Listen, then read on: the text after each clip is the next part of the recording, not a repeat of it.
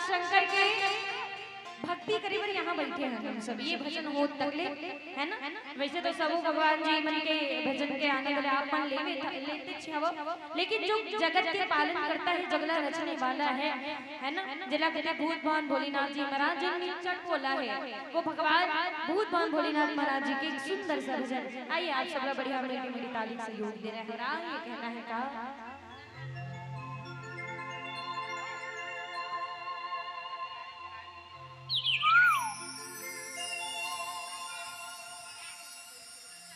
बोल शंकर भगवान की जय हो। चलना का जाओ बरातिया भोला के, बरातिया शिव भोला के, बरातिया हो। बोल शंकर भगवान की जय हो।